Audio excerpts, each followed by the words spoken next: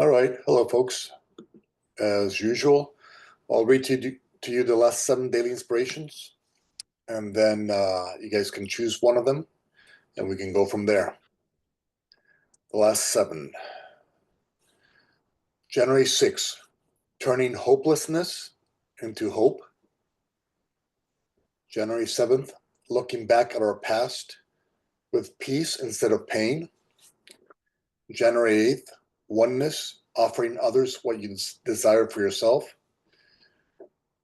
January 9th, what is the opposite of love? January 10th, within the present moment, every person is a gift. January 11th, grace. And January 12th, the eternal internal gift. Any of those interests you all? Hello, Wendy. Hi. Hey, Wendy. Hi. How you guys doing?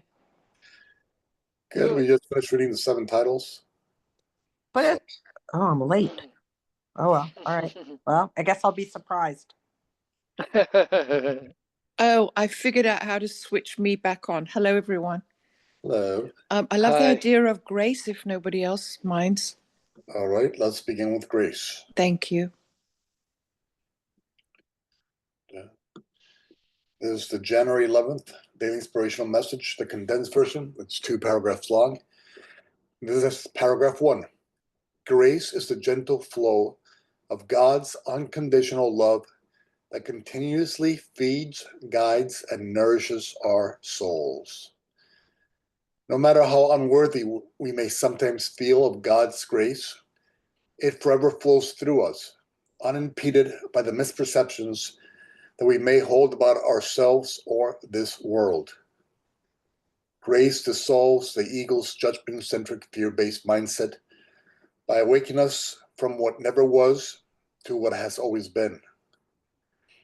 Even while our minds remain asleep, grace forever holds us in its warm, soft, and gentle embrace. When we awaken, we find ourselves in a place that in truth we have never left. God's grace is forever safely and securely preserved within our hearts and minds. As the memory of grace is reinforced in us, the ego's world increasingly dissolves before our light and understanding. Paragraph 2. Today, regardless of how undeserving of forgiveness, love, and compassion the ego tells us that others are, let us dismiss the ego's demands, align with love, and offer God's grace to all.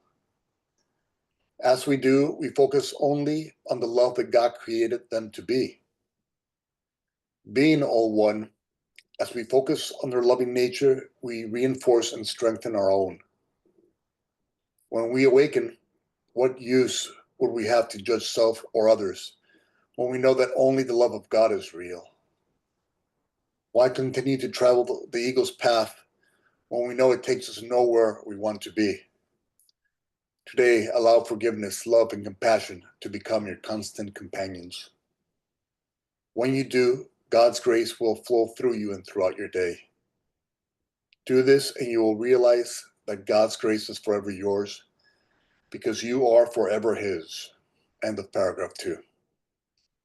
And so this daily inspiration is simply trying to, or it's inviting us to try to think in alignment with the mind of God, with mercy and grace, and to see all your brothers and sisters not as who they might think they are, but who they truly are, which is the love that God created them to be.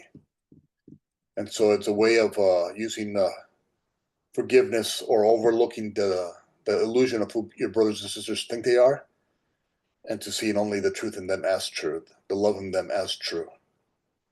And so that's how you offer God's grace to everybody. It's by deciding to only see the truth in them as true, and everything else is just an appeal or call for help and healing.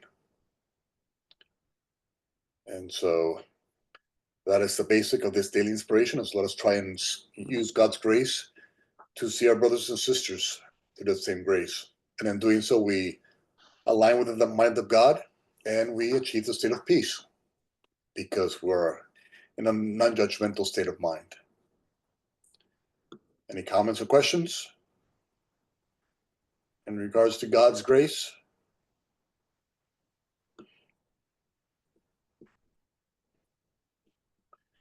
Everybody's aligned with God's grace? Mm-hmm. Yeah. Do you have any questions, Gaynord, about God, about grace, or the implementation of grace? I'm just wondering what it is, because I hear you and I listen to those words, and just the whole world seems lighter when I think the way we're told what you're saying here. It's just beautiful. I've been scribbling notes. As you were talking about see only love in everyone and anything else is a call for help or healing, and I get that. But I don't understand what it is that prevents me from feeling and seeing that all the time in myself as well and others. Because sometimes if somebody says or does something that I think is bad, then I in my mind, I want to think about what a horrible person they are instead of this person needs me to send love to them, is crying out for help. There's this ego just seems to run away with it, and I'll end up saying to my husband, well, yeah, remember when they said this and then they did that and then they did this and then they did that. And I know that is putting poison out into the world, to them and back to me.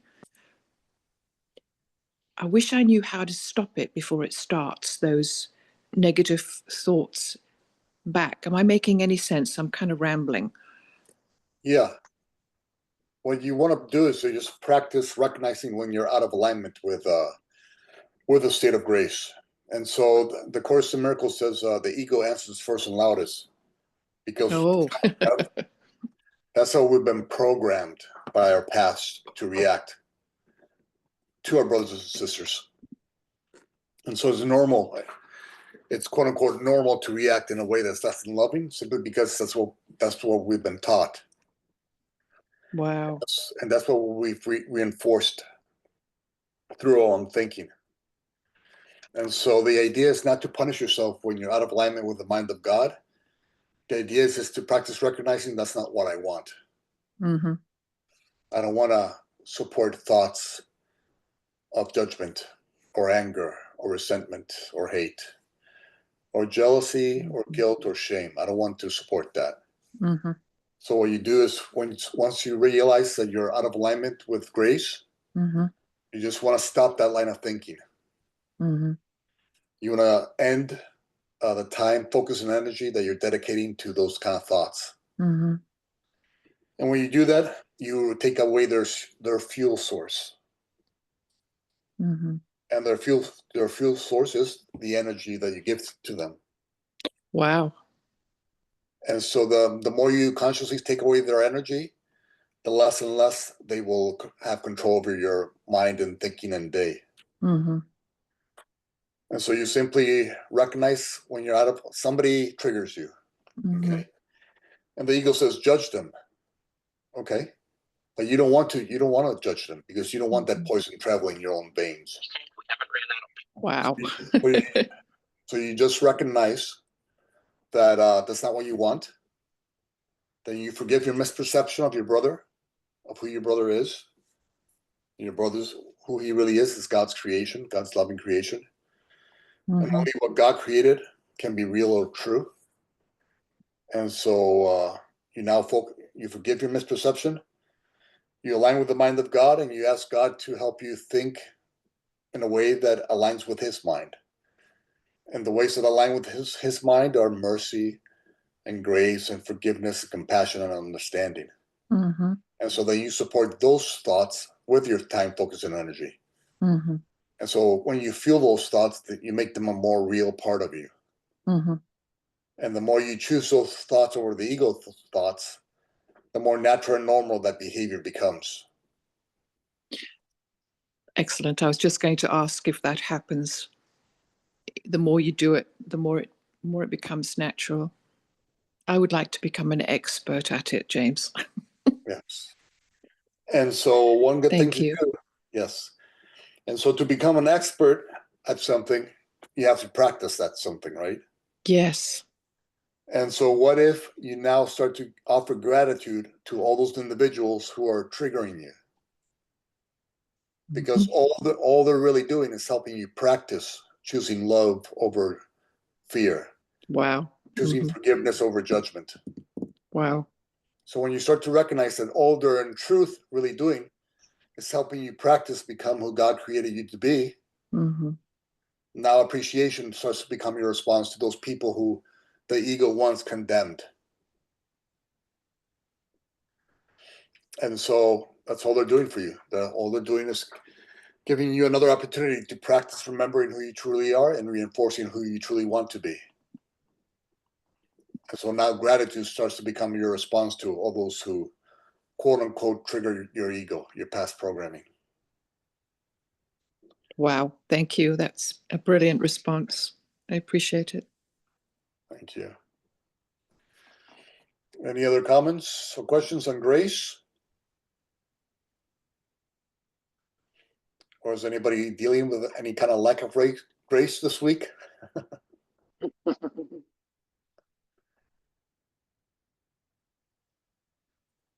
No? Wendy, are you full of grace this week?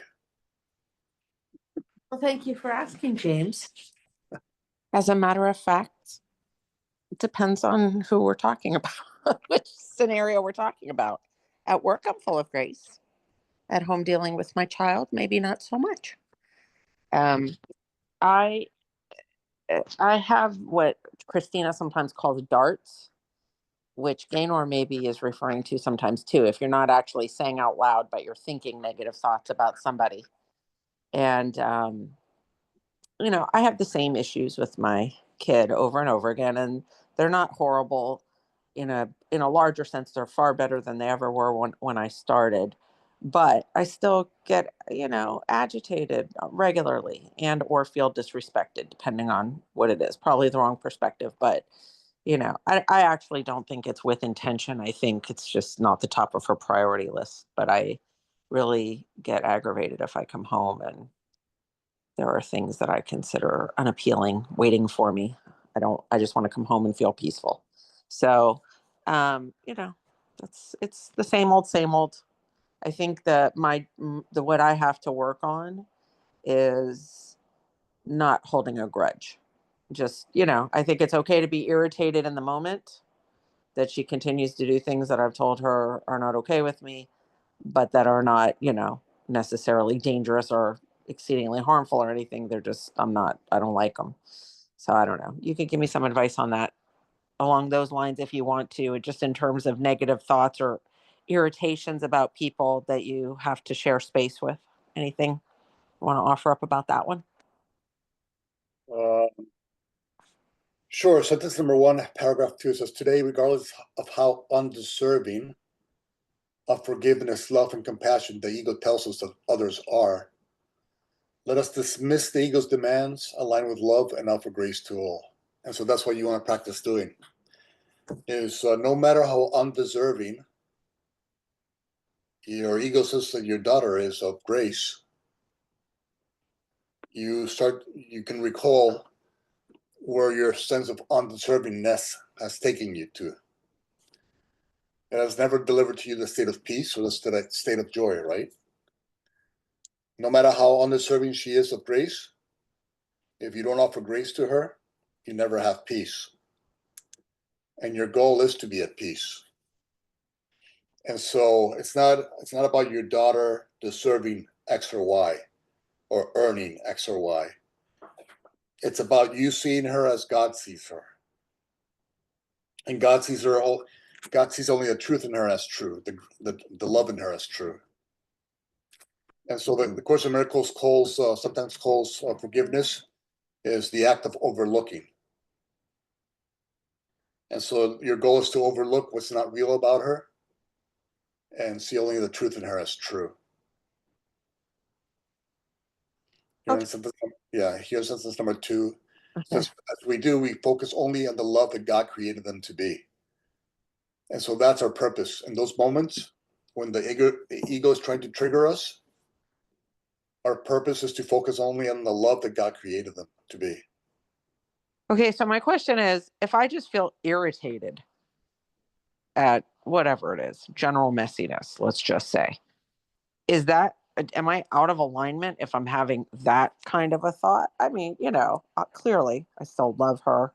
I want only good things for her. You know what I mean? I'm not walking around stewing, but just I do go back and forth about, should I talk to her about this, because she gets mad and I don't want to fight with her.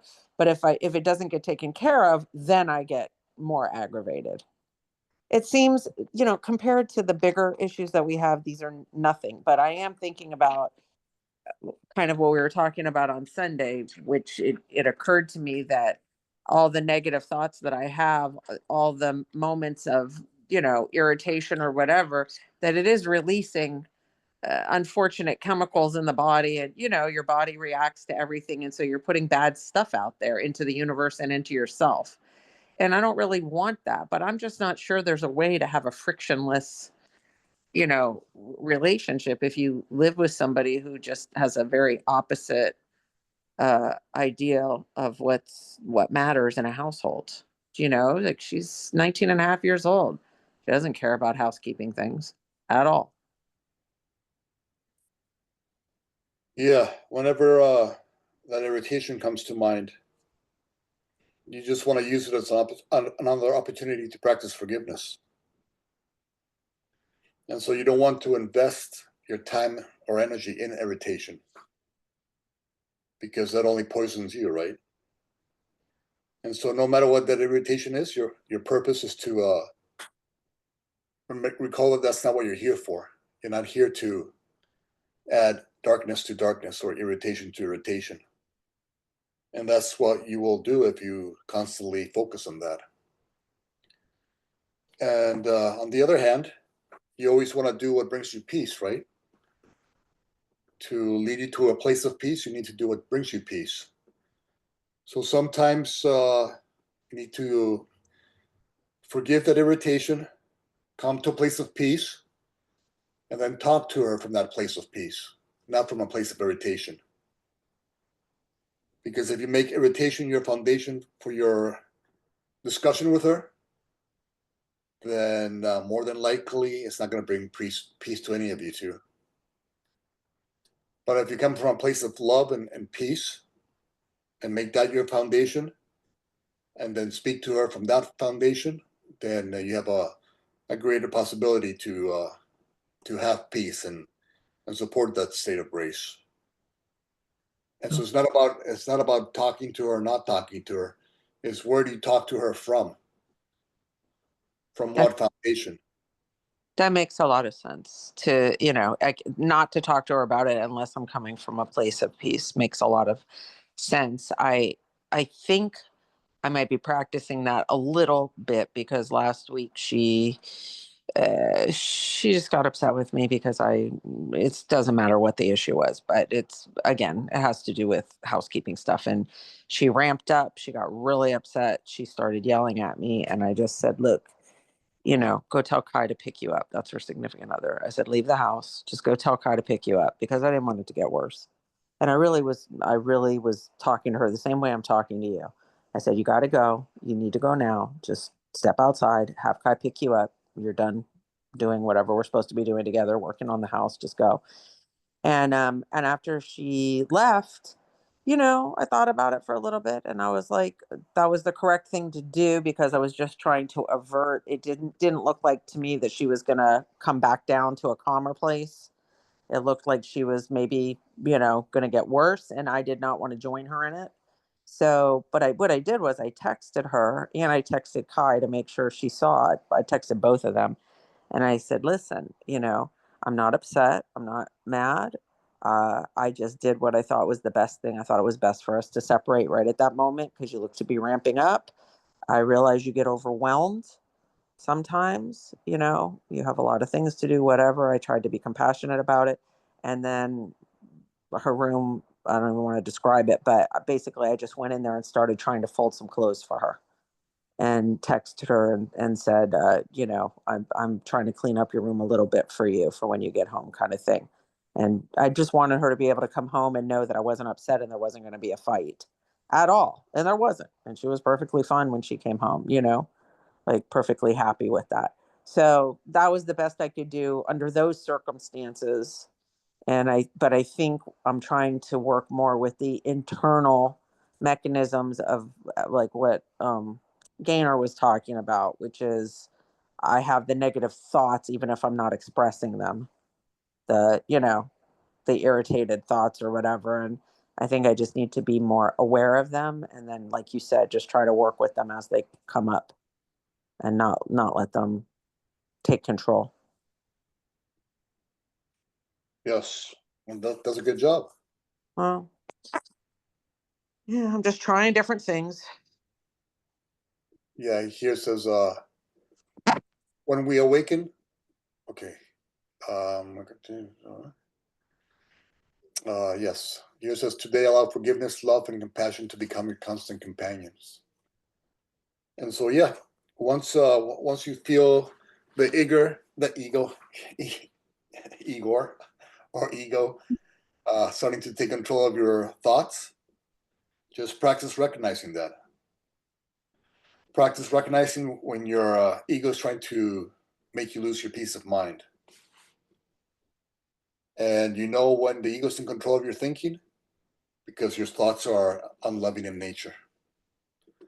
And you know when the truth in you is in control of your thinking when your thoughts are loving in nature. And so love, compassion, forgiveness, mercy, grace all show you that the truth in you is in control of your mind, which means it's in control of your life, basically. It's in control of what direction you're following. And also, if you have loving thoughts that can tell you that you're allowing God to guide you, the Holy Spirit to guide you, Christ to guide you. And when you're having unloving thoughts, recognize that you're allowing the ego to guide you, your past programs to guide you, your past judgment-centric, fear-based programs to guide you. So unless the truth in you has control of your thinking, then don't try not to react. Try not to express yourself unless the truth in you is in control of your mind. Because when you express yourself and the truth in you is not in control of your mind, that's when conflict, chaos, confusion result. And so you're not here for that. That's not what you came here for. And so it gives you a perfect opportunity to practice allowing God's grace to lead the way, to become the lens that you see through. And when you consciously make God's grace the lens that you see through, obviously the day is going to be a little more loving, a little more compassionate, a little more gentle, a little more loving. And so all because not because of what is happening in the world, not because of what anybody's doing out there in the world, but because you chose what lens to view this world through. If you chose the lens of grace, then the world is going to look like a much gentler and loving place. If you choose the lens of the ego's fear-based, judgment-centric mindset, then the world is going to look more chaotic. And so just learn to support the journey, the pathway that you know will lead you to the place of peace that you know you deserve and desire as God's child in creation. And again, the more times you get to practice, the more times your daughter invites you or gives you the opportunity to practice choosing love over fear. Offer her your gratitude. Oh, thank you, daughter, for helping me practice choosing forgiveness over judgment and thus peace over pain. And so that is all your daughter's really doing. It's giving you that opportunity. And so when you realize that, then your daughter becomes your teacher. And in essence, your savior. All right, that might be a step too far, James. Yes. Remember, we don't need 100% willingness. We just need enough to make a decision. That's all. Understood. Understood. Yeah. A year and 3 months in, I'm still not grateful for conflict. So we'll see when that happens. But but working with my thinking and trying to come from a loving position, definitely all in on that. Yeah, we're not grateful for conflict. We're grateful that we have the power to let conflict fade into the past. That's what we're grateful for.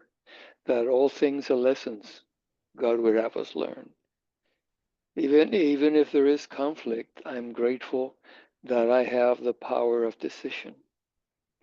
And I can decide this is not going to sidestep my life. Sidestep, is that right? Whatever, you know what I meant. Yeah, that's This is not beautiful. this is not gonna ruin my life. That's what we're grateful about, is that we have this power. Yeah, to make a choice. Yes. Yeah. Yeah, that's really beautiful. And I did tell her like 2 weeks ago, we were having some kind of discussion. And I said to her, my goal is to have a healed relationship, just so you understand. That's what I'm aiming for. That's what I want. That's what I'm going to keep working for, And I don't know how she took it because she didn't really respond to that. But uh, I just wanted that to be out there for her to understand it. Mm-hmm. Thanks to the Course in Miracles, I would say our conflict between this and Kabbalah, I think our conflict has been reduced by 75 to 80% in the last Mm-hmm. 18 months. So I have full faith. I don't have faith in a lot of things, but I have faith in the processes that occur here. So thank you. Yes, and towards the end of paragraph 2 says, today allow forgiveness, compassion to be your constant content. Okay, give me a second here. I know there was a sentence here that I wanted to mention. Yes. It says, being all one, as we focus on our loving nature, as we focus on choosing in alignment with love, we strengthen and reinforce our own. And so that's what your daughter or those people, quote unquote, out there are doing. They're helping us reinforce our own loving nature and strengthen it. And the more we do so, the more natural and normal it feels, the more we will start to choose it instead of the ego's demands.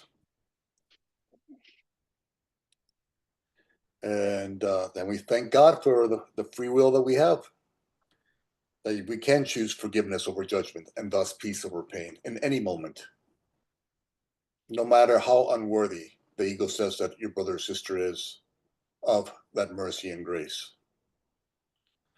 No matter the ego story, you're just one, as we always say, you're just one small and gentle choice away from peace. And always remembering the Course in Miracles lesson, I can have peace instead of this. So no matter if you slip into the little ego swampland, into its quicksand, and you find yourself sinking, just remember, I can have peace instead of this. I can go up for that branch and get myself out of this situation. I don't have to stew in that heaviness and nastiness. I don't have to carry that judgmental and those judgmental emotions around with me. I don't have to go to bed at night tossing and turning because I feel that the weight of judgment on me. I can just choose to see my daughter's truth as true, the love in her as true, and support that. Any other comments or questions on Grace? Maddie? Are you full of grace this week? No, Grace left me today completely. I had a meltdown, Okay. Well, you had that. You had a med. but it's okay. But it's okay. I had about an hour between your class and me logging off the computer, and I went outside barefooted because Nori says that it's really good to do this stuff. And I was watering my plants, and I came in and I said, I'm doing James' class, and here I am. Tomorrow will be better. Okay, so well, what took away your peace of mind? How much time do you have? We have 28 minutes. Um, Well, I mean, the reason that happened was for this class, right? no. It happened because we're healing the planet. But yes, of course, this class. No, look, it's a little bit stressful, you know. I've been given a different position at work than what I've had before, and I had no choice in the change. It's more responsibility, same amount of money, and definitely a, a lot of responsibility. And I've been hesitant about it, but the what really happened was that I felt by another coworker judged, and I felt um, shame and insecurity and all that kind of good stuff. And it just took me to a bad place, but I bounced back. I always do, and thankful. I was kind at every moment, and it took a lot of restraint. But it's not me; it's everybody. The company is just creating chaos, and everybody's in the same boat. So I thought we're all in the same boat. I'm gonna be. I'm gonna be I'm going to be like God wants me to be, and that's what I did. But it's been very stressful. I've really felt today like I haven't felt in years that bad. But tomorrow's going to be better, and all is well, and we're all students, and this is an opportunity for me to see the Christ in everyone, and to see it as an opportunity. But today was tough. Honestly, today was like la prueba de fuego. The today was today was tough. Okay. Well, first remember that on a higher level, right? On an unconscious level. Well, on a conscious level, you think you had no choice in the change, right? That's on the conscious level. On the unconscious level, on the higher level, nothing happens to you unless you ask for it in some way, shape, or form. And so you ask for this challenge because somewhere you were ready for this challenge. And so God is never going to offer you a challenge that you can't overcome. And so there was a situation that you seem to have no control over. And in the world of duality, yeah, it seems like you had no control over it. But nothing happens without God's input, you know? And so, and God is only love, and He only desires you to become stronger in your own faith. And so, if this very stressful situation occurred, it's not because God knew you couldn't handle it, it's because God knew you could handle it. And He was just wanting to teach you that you can handle these kind of situations in a loving manner, in a manner where you can use kindness instead of unkindness. And so it's just a matter of whenever you think something's happening that you have no choice over, uh, that somewhere You, along with the divine, chose this experience in order to, in some way, shape, or form, grow, heal, and awaken. And so, when your brothers and sisters judged you, or made you feel shame, or made you feel insecure, remember, it's not, they can't do anything to you. They can't make you feel shame. It's they behave in X manner, right? And then you define what their behavior is. And so you define their behavior as something to feel shame about. And so the correction is not really out there in your brothers or sisters. The correction is really inside of your own mind.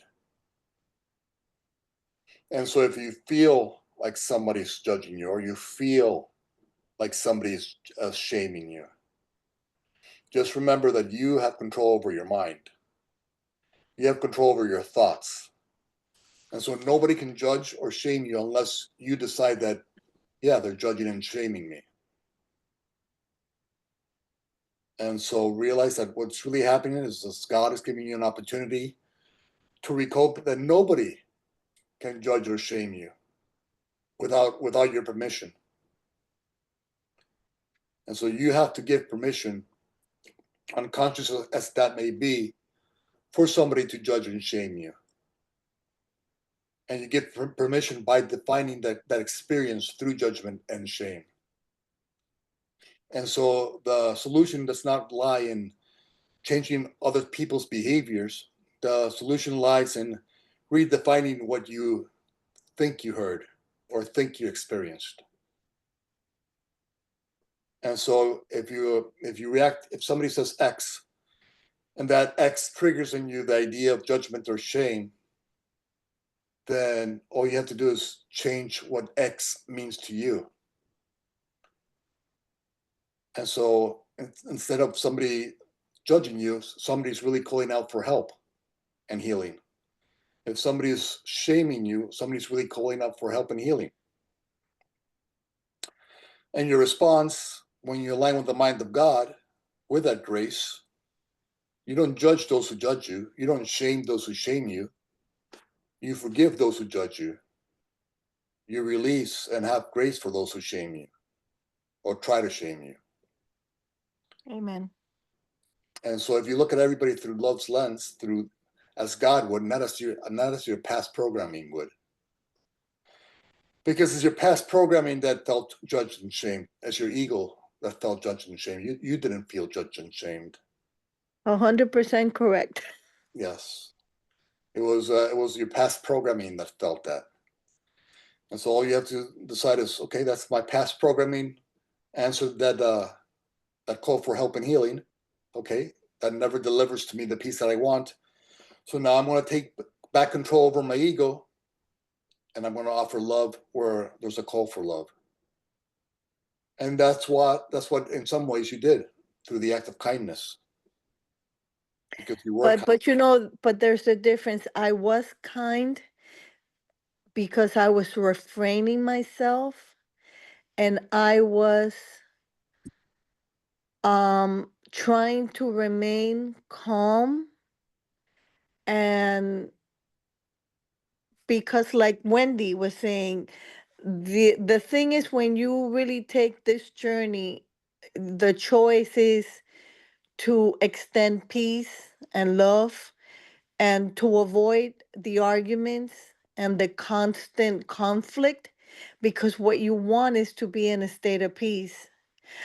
But there's a difference, James, because at moments you I've done it, and I've done it with a heart complete full of love. But here it was my mind saying, Maria, keep yourself under check. You have to bite your tongue. You have to not react, and you have to keep your mouth shut. And there's a difference, because when you're coming from a place of love and a place of healing and a place of wanting to help yourself and humanity, and like Pedro says, wake up. But here it was almost like an alarm in my mind telling me, no, you can't do this. Refrain, refrain, and refrain. And I recognize the difference, and that's, I guess, the the thing that was really bothering me, How about if you can that I could not come from a place of love. And mind you, this is somebody that I really, really love.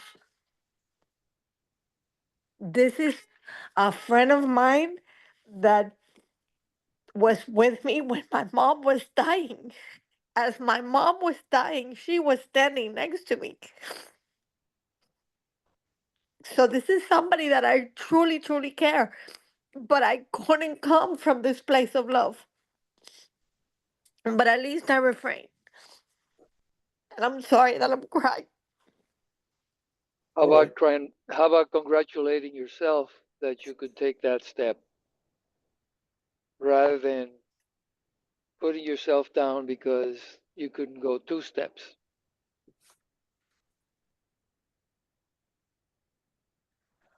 Yeah, when you're reframing from saying things that you know your heart should not say, all you're doing is you're catching the ego when the ego's in control of your thinking. And so the ego's going to, quote unquote, recommend certain expressions, and they're always unloving expressions in some way, shape, or form. Okay? So that's going to happen. It's kind of like a natural response from all your past programming, right? And so if you reframe, that means you stop that line of thinking before it came out into the physical into the word. So you have thought, then you have word, and then you have the verbal part of that word. And so you did the right thing. You stopped that thought when it was in your mind, that unloving thought. And so that's what you're supposed to do. You're supposed to stop those thoughts in your mind, not when they come out in word or verbally. Yeah, if it comes out verbally, it comes out verbally. That's just what happened. But you were able to take a step forward even before that. So that's a good thing. That's not a bad thing. You had thoughts that were not you, and you decided that's not what you wanted. And so you decided to not share those thoughts.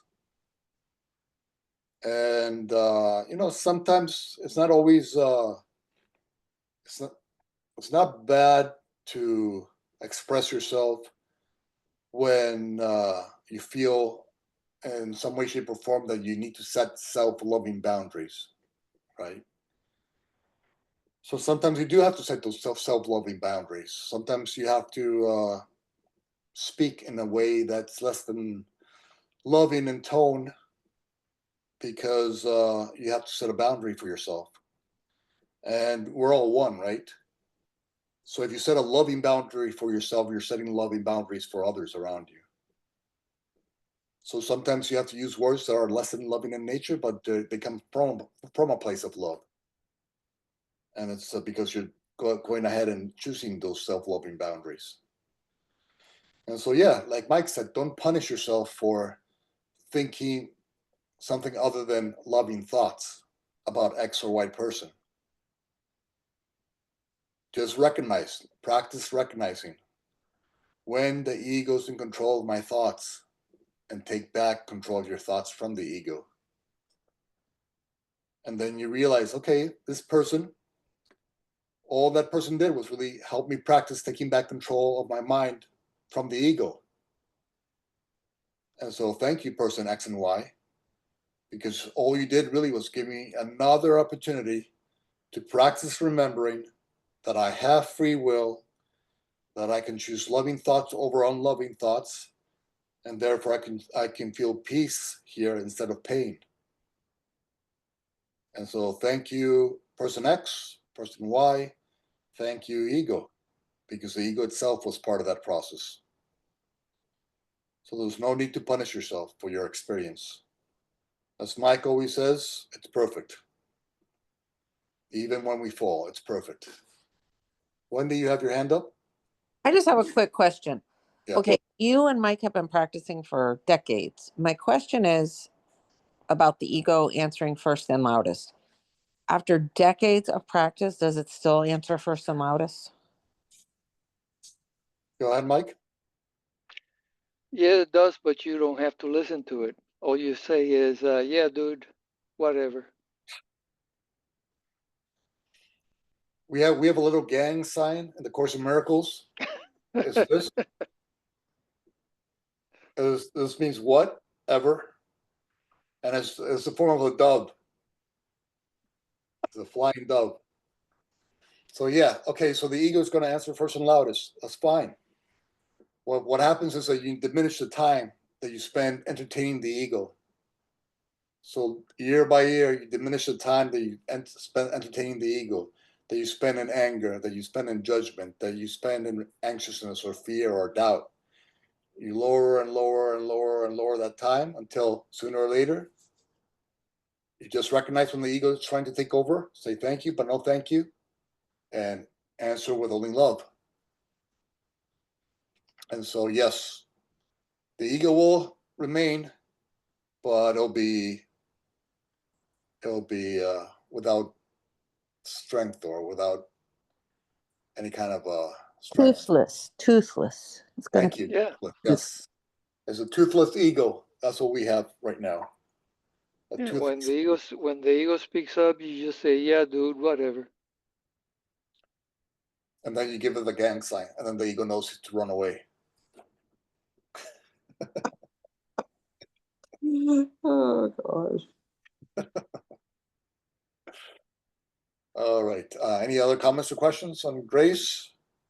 Nori, are you full of grace?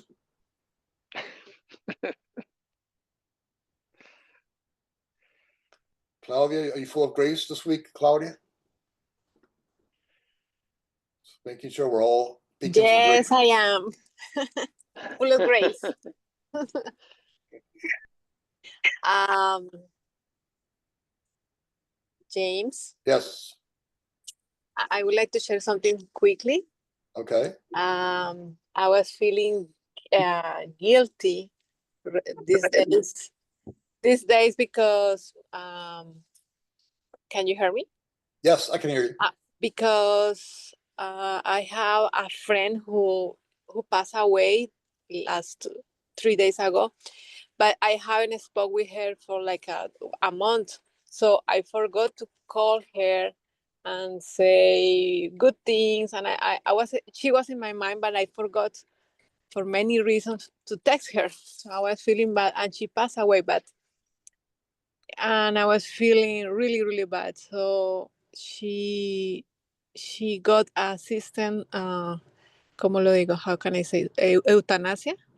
Yeah. She Euthanasia. sí, euthanasia. She programmed her died, su muerte. So for a long time I was trying to help her to change her mind about to take euthanasia, and I couldn't help her, and I was feeling so bad because I was feeling like useless to help her, and she never changed her mind for any reason, even for her sons, for her kids. But I still feel guilty because I couldn't help her to change her mind, and probably it's ego that I can change her mind, but was her decision. So like these days I haven't felt guilty for that. So I don't know. So I want to share this thing because sometimes I want to do things, but the other person doesn't want to change the point of view. And I tell her about Miracle of Course of Miracle, and I told her a lot of tools that she has in her mind to live the life better, even when she was suffering for sclerosis, and it was painful, I know, but I still feel guilty they haven't changed her mind. I couldn't. Yeah. Okay. So you're not feeling guilty. It's your ego who's feeling guilty. Okay. Yeah, that's Because correct. Yeah. the truth in you always trusts in the divine design and God, right? So the truth, there's a part of you which is the truth in you, and there's a part of you that's the fake part of you, that's the program part of you, okay? And sometimes we call that the ego, right? So the truth in you knows that there's a divine plan in place, that she co-created a divine plan with God, and that was her plan, and so we don't know uh, why she chose those things, but she chose those things in alignment with God, and she decided that that was her time to leave, Yeah. and she left. She was tired of her pain. Yeah. She left, and so the idea is whenever the guilt comes into your mind, you don't. If guilt comes into your mind, right, Yeah. and you support the thoughts of guilt, okay, Mhm. they'll become a bigger and bigger part of your day and life, and they'll weigh you down and down and down, right? Yeah. Yeah. And so what you want to realize is that I feel guilty not because of what happened to my sister, but Yeah. because my ego has decided that my ego has a better plan in place for the universe than God does. Yeah. Hmm. So the reason you feel guilty is because you're judging God as wrong, as incompetent and wrong. My God. Yes, that's true. And so what you want to do is practice, okay, I'm feeling guilty. What does that mean? That means that I'm not trusting in God's plan for the universe and for me and for my sister that passed. Yeah. You know, and so what you want to do is every time the thought of guilt comes in, you stop it. You don't give it any more of your time, focus, or energy, and then Mm. you change it into a thought that invites you to trust God more and say, God, Okay. say God, I don't honestly, I don't know why this happened this way, but I'm going to trust you now. Yeah. And I know I'm doing the right thing because when I trust you, I have peace. Oh, okay. Now, okay. That's the key. When I trust him, I feel peace. Yes, and then you have to remember that your sister's now in a place of peace. So, what does your sister want from you? Your friend, what does she want from you? She wants you to be at peace. She wants you to be joyful. She wants you to be happy. She She doesn't was want, yeah, she doesn't want you to feel guilty. no. You know, so you want to do what your friend wants for you. Your friend wants you to live a happy and joyful and peaceful life. So the way you honor her is by living a happy and peaceful, joyful life, or one where you trust God anytime the ego comes into your mind. Mm. And so when you do that, when you place your time, focus, and energy on the idea of trusting in God's plan for the universe over the egos, trusting in peace over pain, then you'll have that peace. You'll have that peace. You'll strengthen that peace. When you start to remember, okay, what would my friend want me to feel right now?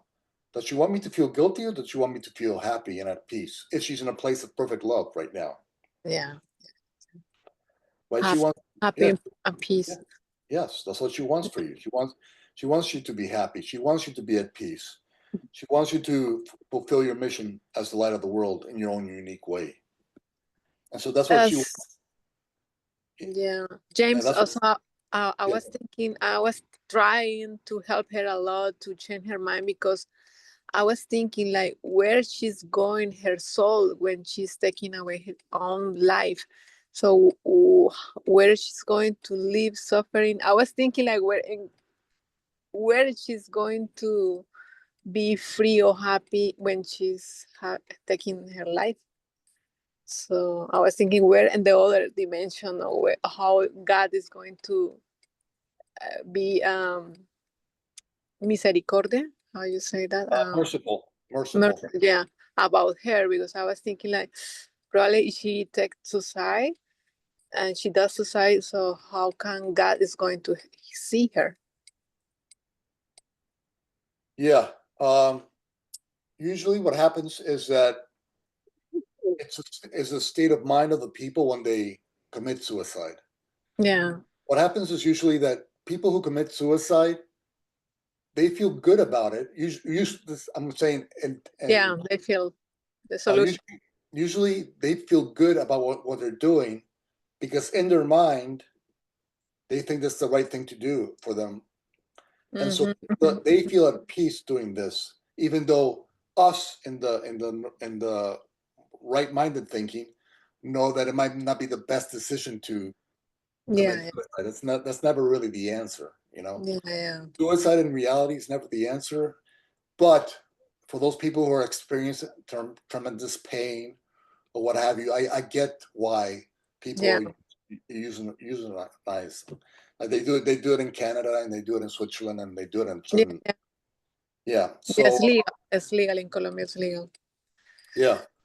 So you know, she was in a state of mind that thought that this was the best thing for her and her family, and that's why she did it.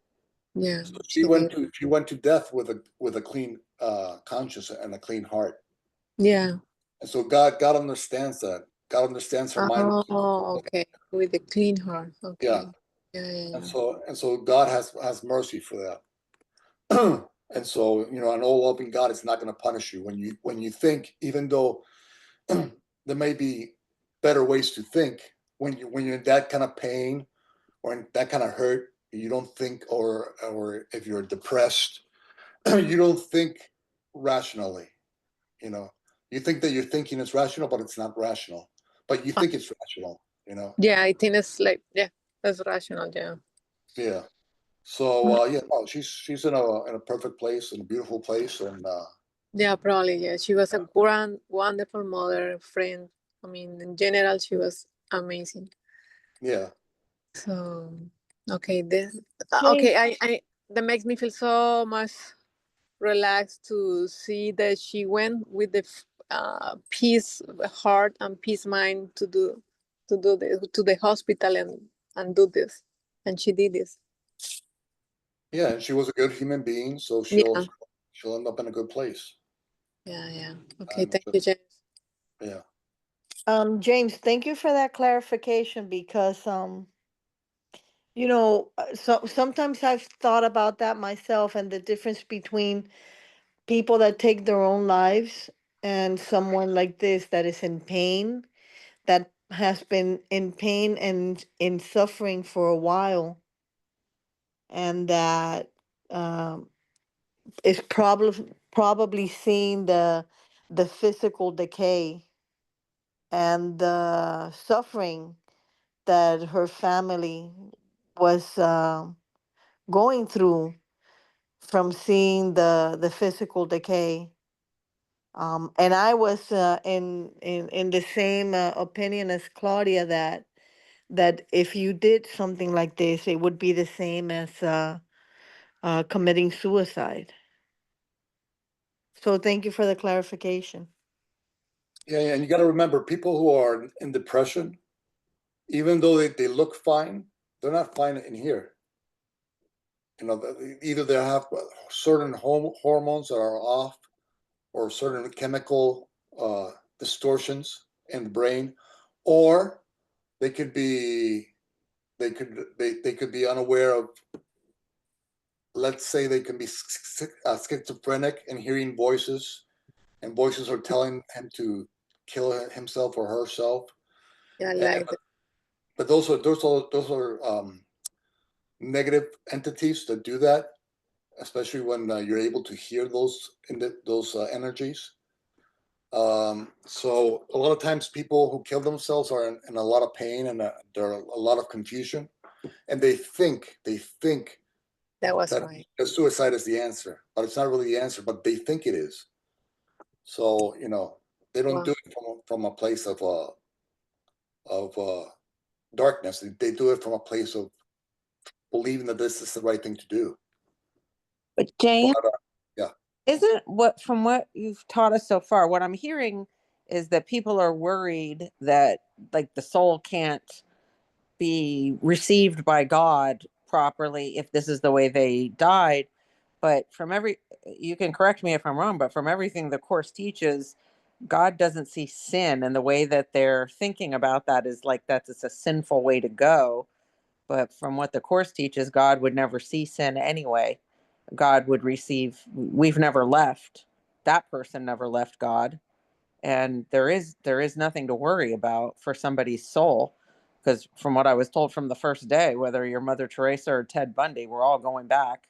We're all going to be reunited and understand that we never left, no matter what we do here. Is that not accurate? Okay, somewhat. Now, I have to, before I say anything, I have to say that I don't really know before I say anything, because Right. I've read and I've seen hundreds and hundreds of cases of near-death experience, and I've read many, many books and all that stuff. But I cannot tell you for sure. But that being said, I can give you my understanding as it is now, and God knows that this is my understanding. I don't know if it's true or not. But what happens is usually you go to heaven. No matter what you've done, you always go to heaven. You have the life review, and then depending on your energetic state of mind, that's where you go to. And so let's say you are a beautiful person, kind, generous. You know, you end up in a higher level, higher vibrational level, right? So you get closer to the heavenly state of mind and the heaven. Now, if you love murder and you love rape and you love all that CRAP, then yes, you'll sink into a lower level. Okay, and that lower level, some religions call hell. And I am not going to tell you that hell is not real. I'm not going to tell you that, simply because I've seen demons, and thankfully I've only seen them a couple times.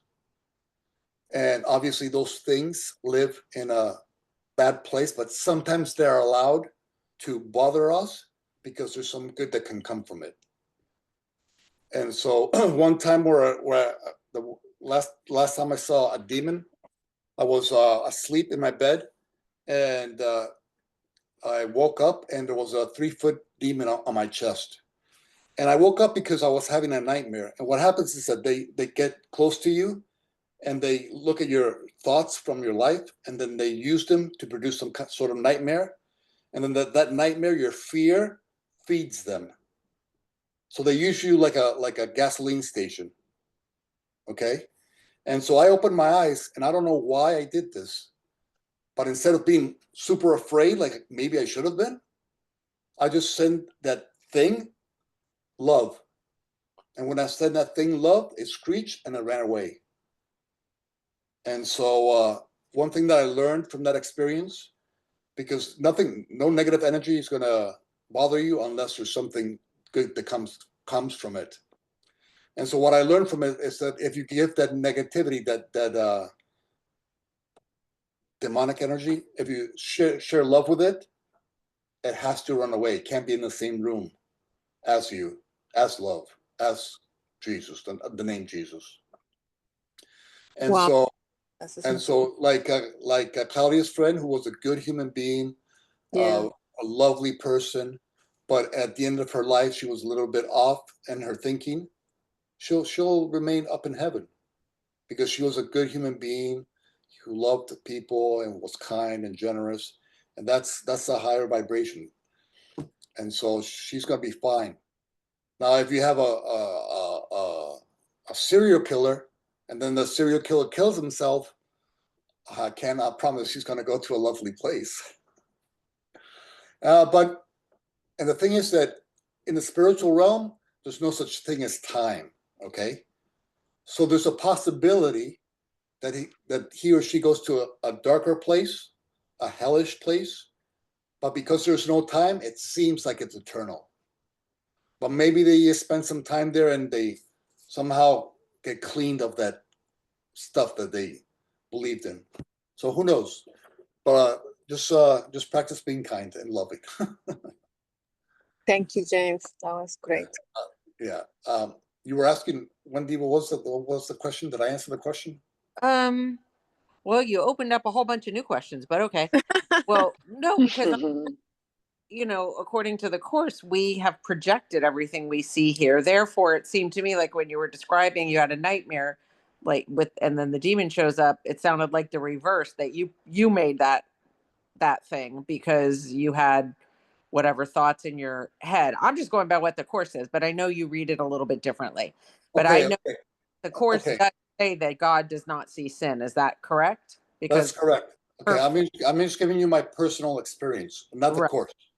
The right. course doesn't even look at sin. It says it's a mistake that calls for correction, and that's it. It doesn't get into demons or heaven or hell. Very, very little about that. Extremely little about that. And so, yeah, so the course says any sin is a call for a correction, and that's all it does. There is no sin according to the Course in Miracles.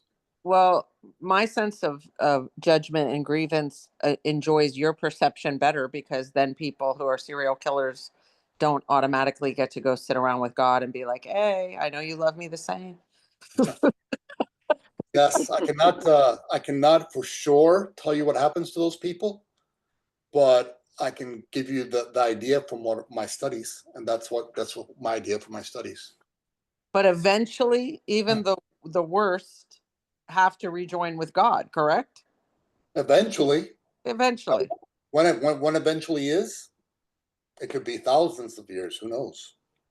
Because remember, there's no such thing as time in the heavenly realms. So time doesn't exist. That's why you think when you're there, it's eternal.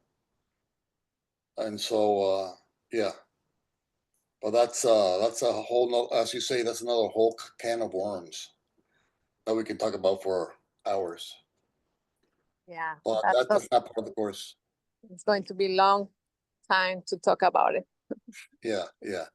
Well, the bottom line is, like Claudia's friend, she was a decent human being. She's a perfectly loving place, and she wants Claudia to be okay, and she wants Claudia to be happy and at peace, and she wants Claudia to be a beacon of peace and joy for others. That's what she really wants from there, So Yeah, that's what I need to feel peace and love for her.